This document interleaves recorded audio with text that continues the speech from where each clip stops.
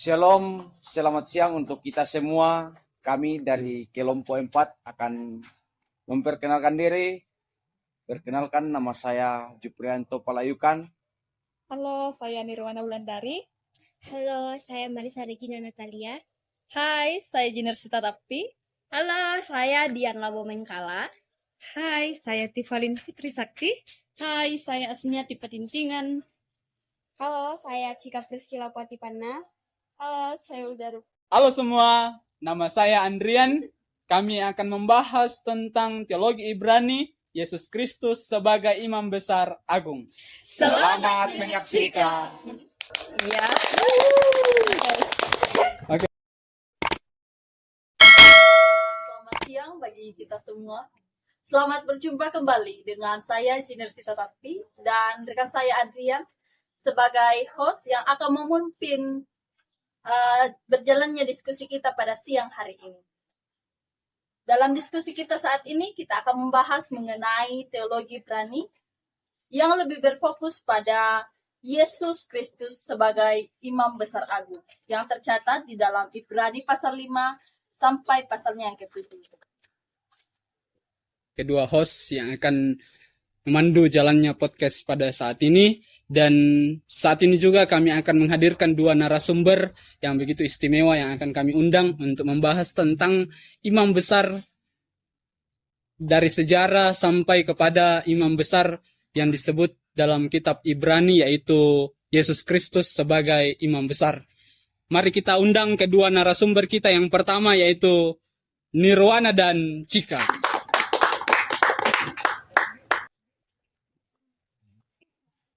Selamat datang di podcast saat ini. Terima kasih sudah hadir. Ya,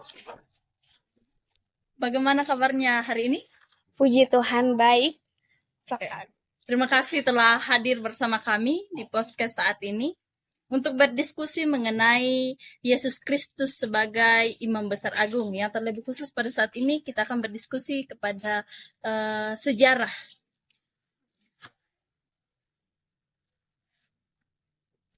Ya, kita akan masuk dalam pembahasan yang pertama.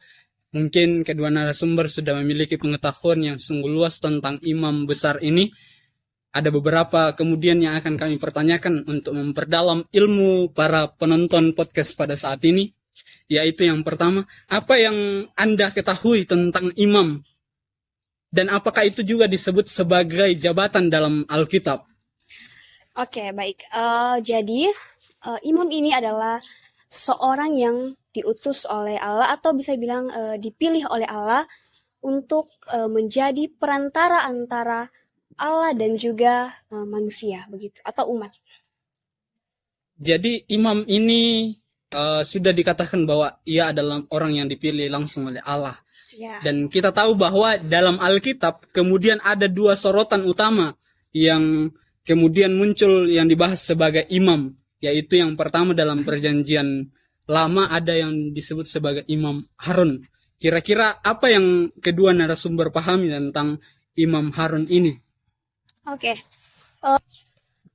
Baik, jadi saat kita berbicara tentang imam, khususnya dalam kitab perjanjian lama, kita tidak terlepas dari kisah bangsa Israel.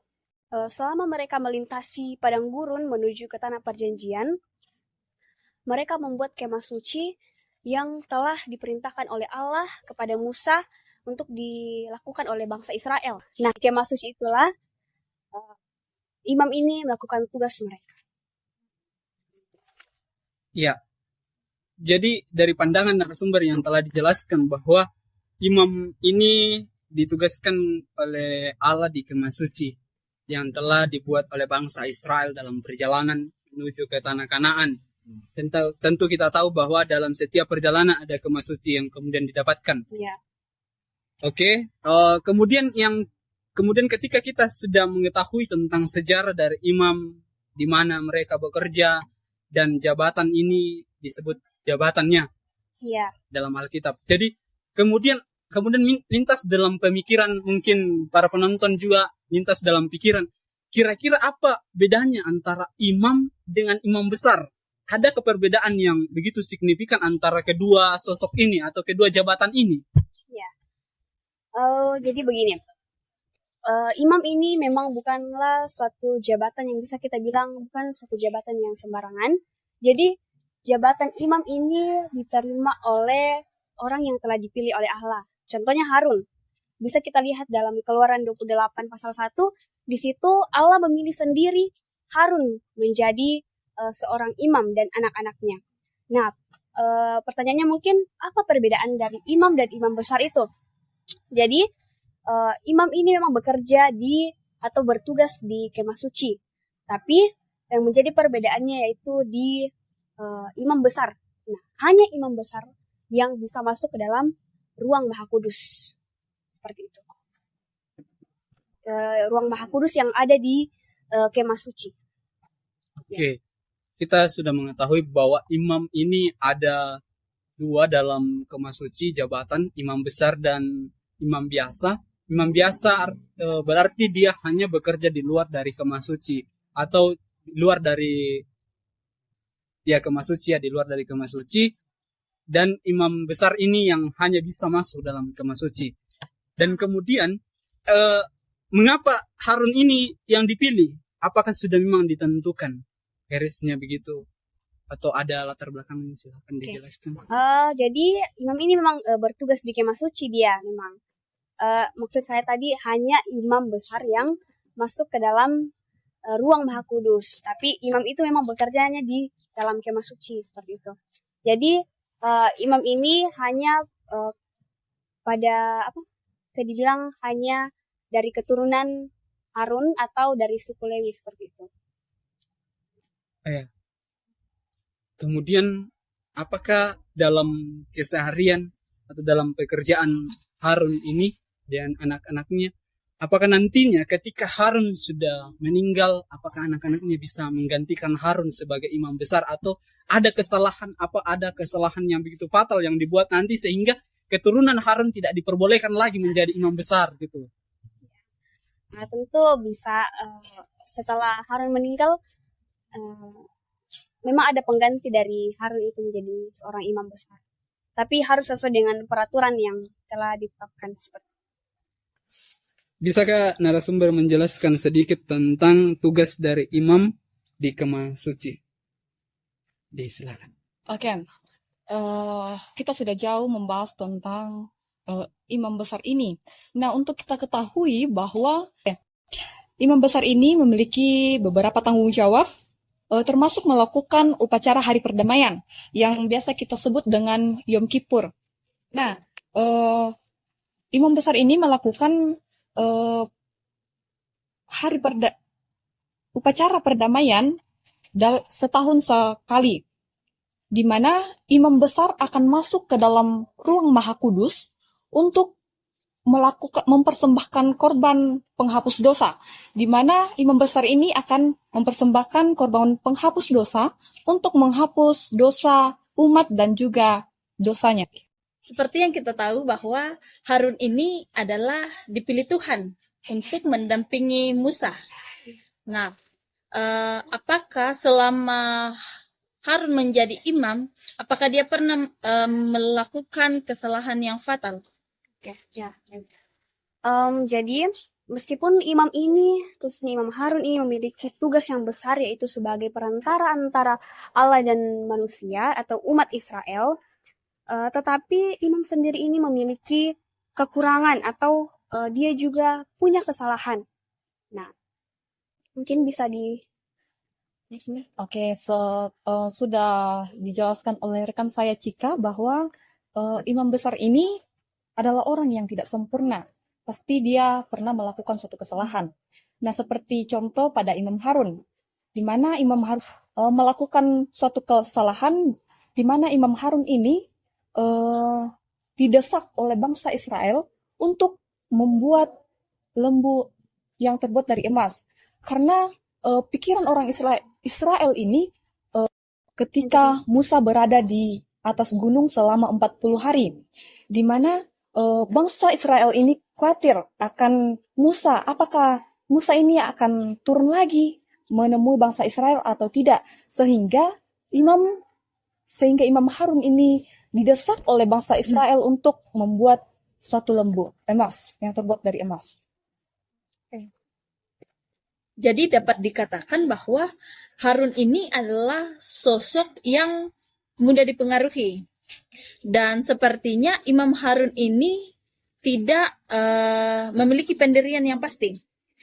Ia tidak memiliki kepemimpinan yang kuat seperti Musa yang mampu mengerahkan bangsa Israel untuk tetap taat kepada Tuhan. Nah, dari hal ini apakah masih bisa dikatakan bahwa Harun ini adalah imam setelah ia melakukan kesalahan-kesalahan itu? Oke. Banyak ahli yang melihat bahwa melihat Harun sebagai imam besar. Seperti yang Anda katakan, bahwa Harun ini mudah dipengaruhi, tidak memiliki kepemimpinan, dan tidak kuat seperti Musa dalam mengarahkan bangsa Israel. Para pemirsa yang setia menonton, kita sudah mendengar bersama bagaimana sejarah jabatan dari imam ini. Ada yang kemudian muncul dalam perjanjian lama, yaitu Imam Harun yang menjadi imam besar dan anak-anaknya serta beberapa orang yang menjadi imam. Imam saja ya, jangan katakan bahwa imam besar dengan imam saja itu berbeda jabatan mereka, yang telah dijelaskan oleh kedua narasumber kita saat ini. Sungguh luar biasa jawaban dan pendapat yang kemudian diberikan kepada kita. Kita diperkaya bagaimana tugas dari imam ini diberikan tugas masing-masing. Seperti yang telah dijelaskan bahwa imam besar hanya dialah yang boleh masuk ke dalam ruang Maha Kudus. Sedangkan imam saja tetap ada dalam kemah suci, cuman dia tidak masuk ke dalam ruang Maha Kudus itu. Imam ini juga memiliki banyak kekurangan ternyata dalam yang digambarkan dalam PL. Imam juga memiliki kekurangan, namun dalam kekurangannya itu kemudian nanti yang akan kita bahas ada satu sosok yang begitu istimewa. Dia akan disebut sebagai imam besar agung yang terdapat dalam teologi Ibrani, terlebih khusus dalam kitab Ibrani. Dan kami akan membahasnya lebih lanjut bersama dengan narasumber yang lain. Namun tetap di podcast kami akan kembali untuk membahas perikop yang berikutnya.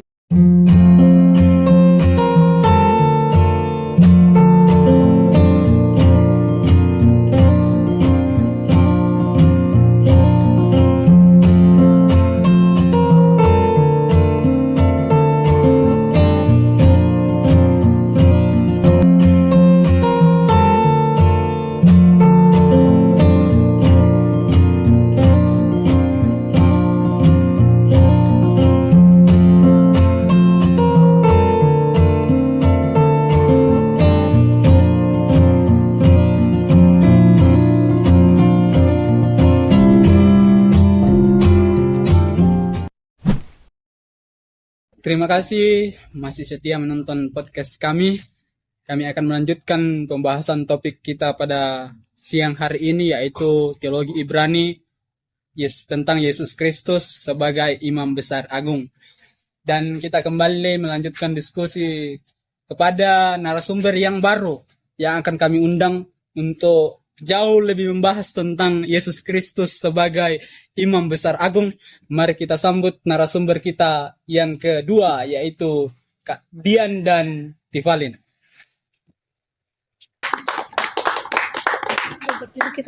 Geser ke situ. Selamat datang. Datang semua. Tetap kami di dalam. Ya. Ya. Silakan duduk.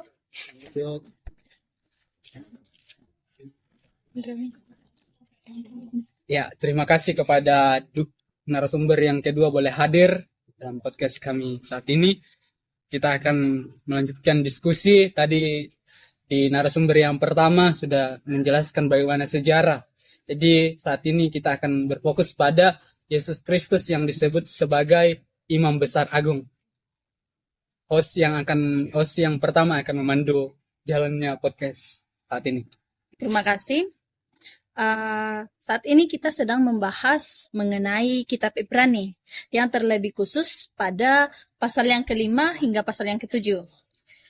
Di mana Yesus ini dibandingkan dengan para imam para imam. Nah, Iya. bisakah narasumber menjelaskan tentang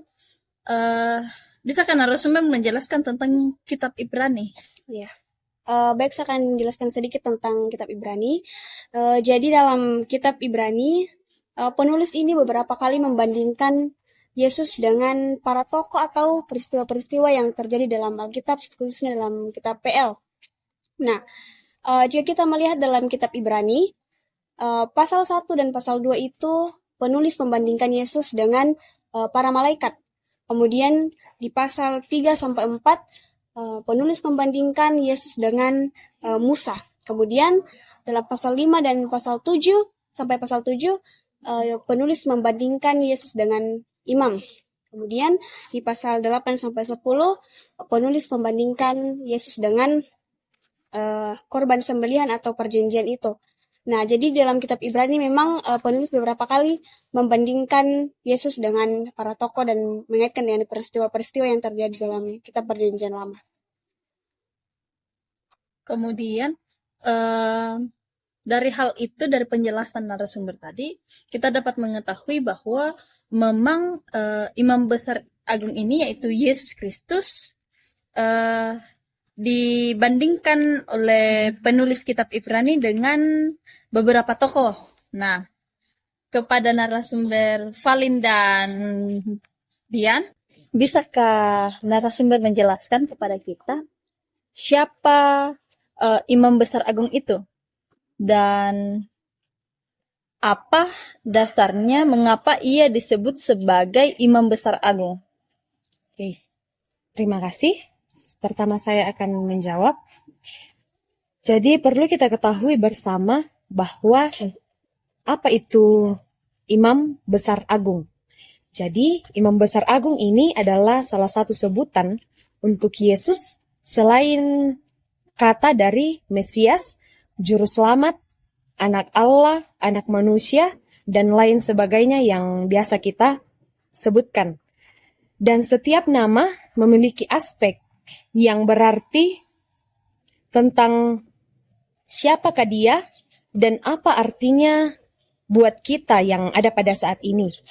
Dan jelas di dalam kitab Ibrani, Yesus disebut sebagai imam besar. Dan itu dapat kita lihat di dalam kitab Ibrani pasal 2 ayat 17 sampai pasal 4 ayatnya yang ke-14. Dan kata imam ini mempunyai beberapa makna utama. Yang pertama itu berarti seseorang yang bertindak dalam pelayanan keagamaan. Yang kedua, bahwa berarti orang yang kudus dan memisahkan dirinya dari hal duniawi untuk menjalani pelayanannya. Itu adalah sedikit penjelasan mengenai apa itu imam besar agung. Dan selanjutnya yang dikatakan oleh host tadi bahwa apa dasarnya Yesus disebut sebagai imam besar agung. Yesus ini disebut sebagai imam besar agung karena perannya sebagai penebus dosa manusia menurut ajaran agama Kristen. Dan dasarnya ini terletak dalam kitab Ibrani, terutama dalam surat Ibrani di dalam perjanjian baru yang mengatakan bahwa Yesus adalah imam besar yang sempurna yang mempersembahkan dirinya sendiri sebagai korban untuk menebus dosa-dosa manusia. Mungkin itu sedikit dari saya. Terima kasih untuk jawabannya. Jadi imam besar agung ini adalah salah satu sebutan dari begitu banyaknya sebutan yang ditujukan kepada Yesus Kristus. Nah, tentu hal ini berdasar pada perannya sebagai penebus manusia, penebus manusia dari dosa, kan? Nah, kira-kira apa tanggung jawab dari imam besar ini? Mungkin Kak Dian. Terima kasih untuk kesempatannya. Tentu saya sepakat dengan narasumber sebelumnya bahwa Yesus adalah imam besar agung. Nah, jadi dasar juga yang saya dapatkan dari referensi lain bahwa mengapa Yesus sebagai dasar dari imam besar agung itu? Karena pada hakikatnya imam besar agung itu tidak bisa binasa. Nah, jadi mengapa dikatakan Yesus sebagai imam besar agung? Karena dia tidak dapat binasa. Dari sejarah, dari podcast pertama tadi sudah menceritakan tentang sejarah, kisah-kisah tokoh yang pada akhirnya menjadi seorang imam dan akhirnya binasa. Nah, tapi kenapa Yesus tidak binasa? Karena dia Allah yang sempurna dan dia imam yang agung, yang besar itu. Nah, kemudian sudah juga sempat tadi disinggung oleh narasumber, apa sih tugas-tugas dari imam besar agung itu? Jadi, tugas imam besar agung yang paling penting adalah ketika ia rela mengorbankan nyawanya untuk umatnya. Nah, kita kembali pada kisah tentang bagaimana tabir Allah itu akhirnya terbelah dua.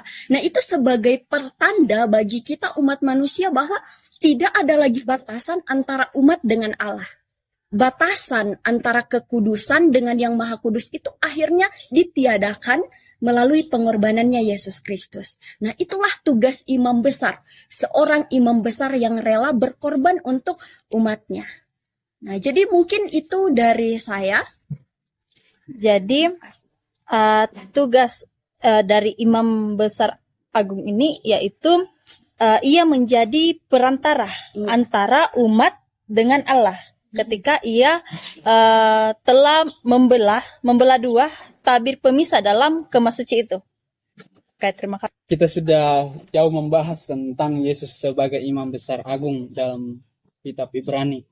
Kemudian kemudian timbul lagi pertanyaan, apa sih pentingnya dengan imam besar agung ini yang disebutkan oleh kitab Ibrani? Kenapa harus menjadi penting karena sebagian besar dalam kitab Ibrani itu membahas tentang imam besar agung. Apa landasan yang membuatnya penting kira-kira? Mungkin dari narasumber yang kedua tadi datang bisa menjelaskan. Ya, baik, terima kasih. Melihat penulisan dari kitab Ibrani ini, kita bisa berpikir bahwa Paulus ingin mempertegas lagi tentang imam besar agung ini. Paulus membandingkan Yesus Kristus sebagai imam besar dengan beberapa tokoh-tokoh sebagai imam, baik itu dalam perjanjian lama maupun dalam perjanjian baru, ingin memperlihatkan kepada kita bahwa memang imam besar yang benar-benar sempurna itu hanya ada pada Yesus. Dan itulah juga yang perlu kita pahami sebagai umat percaya di masa kini bahwa kita mempunyai imam besar yang begitu sempurna. Dalam kesempurnaannya itu ia telah mengorbankan dirinya untuk menghapuskan setiap dosa-dosa kita, untuk memperdamaikan keberdosaan kita dengan hidup yang kekal. Nah, terlepas dari itu, kita juga melihat dari kitab Ibrani ini bahwa imam besar itu sudah ditentukan oleh Allah sejak awalnya bahwa Yesus Kristuslah yang akan menjadi imam besar kita. Kita banyak menemukan kekurangan-kekurangan, kelemahan-kelemahan dari tokoh-tokoh imam dalam Alkitab. Dan dalam Ibrani hendak menunjukkan kepada kita bahwa imam besar kita tidak mempunyai kelemahan. Imam besar kita tidak mempunyai kekurangan. Jadi menurut saya hal inilah yang ingin ditekankan, dipertegas kepada kita bahwa imam besar kita adalah imam yang sempurna. Mungkin ada juga penjelasan dari teman-teman narasumber. Terima kasih. Ya, sedikit tambahan dari saya mengenai Yesus ini sebagai imam besar. Mengapa Yesus dikatakan sebagai imam besar yang agung? Ya, menurut saya itu karena Yesus ini adalah manusia dan manusia yang sempurna. Seperti kita tahu bahwa Yesus ini tidak memiliki dosa. Juga Yesus dikatakan sebagai imam besar yang sempurna. Ini adalah suatu perbedaan terhadap imam-imam besar yang lainnya seperti yang telah kami jelaskan pada penjelasan sebelumnya. Nah, Yesus ini juga adalah imam besar yang mempersembahkan dan juga sebagai korban penghapus dosa bagi umat manusia. Yesus menjadi perantara yang sempurna antara manusia dan Allah. Juga Yesus ini diakui sebagai imam besar karena Yesus ini memiliki kedudukan yang tinggi. Dengan kekudusannya yang sempurna, dan Yesus mempunyai peran sebagai perantara yang membawa keselamatan bagi umat manusia. Mungkin itu yang saya dapat tambahkan dari pertanyaan. Ya, jadi ada juga ya satu hal yang tidak bisa kita lupakan dari kisah imam besar kita ini, bahwa Yesus Kristus juga mengalami penderitaan itu. Ketika ia kemudian berada di dunia, dia juga merasa kesakitan, dia merasa sedih, bahkan juga dia merasa lapar, haus, dan itu adalah bukti dari kesempurnaan sebagai imam besar, di mana dia juga bisa merasakan penderitaan sebagaimana yang biasanya manusia alami, tetapi dia juga akhirnya mengalahkan penderitaan itu. Ia mengalahkan maut itu dan kemudian menebus kita sebagai umat-umat pilihannya. Ya, mungkin itu. Terima kasih. Jadi dapat saya simpulkan bahwa imam besar agung itu adalah Yesus Kristus yang sempurna dan tidak bercelah. Kemudian Yesus juga tidak memiliki dosa sama seperti imam-imam sebelumnya yang melakukan kesalahan-kesalahan. Dan di sini mengapa Yesus disebut sebagai imam besar agung? Karena ia bertanggung jawab menjadi perantara antara umat dengan Allah. Ia telah menebus manusia dari dosa dan memperbaiki kembali relasi umat dengan Allah. Nah, dan apabila kita lihat dari penulisan kitab Ibrani, di situ Paulus ingin memperlihatkan kepada kita bahwa imam besar agung itu hanya Yesus, tidak ada yang lain. Dan hanya Yesus yang tidak memiliki kekurangan, dan hanya Dia yang datang memberikan kita keselamatan, atau Ia datang membawa kita kepada kerajaan yang kekal. Oke. Para penonton yang tetap setia menonton podcast kami, kita telah membahas tuntas mengenai teologi Ibrani yang memandang bahwa Yesus Kristus sebagai imam besar agung. Kami juga mengucapkan kepada keempat narasumber yang boleh hadir, memberikan pengetahuan yang sungguh luar biasa. Semoga keempat narasumber ini tetap mendapatkan kekuatan dari Tuhan dalam menjalani keseharian. Demikianlah podcast kami pada siang hari ini. Tetap nantikan podcast-podcast selanjutnya. Ya, nantikan di channel YouTube yang akan terbagi. Jangan lupa like, comment, and subscribe ke teman-teman.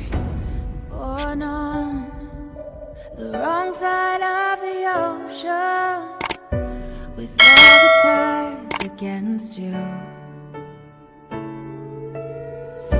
You never thought you'd be much good for anyone, but that's so far from the truth. I know there's pain in your heart. Demikianlah hasil podcast kami. Terima kasih sudah menyaksikan. Kami tantang kelompok berikutnya. Wish you could see what I do, 'cause baby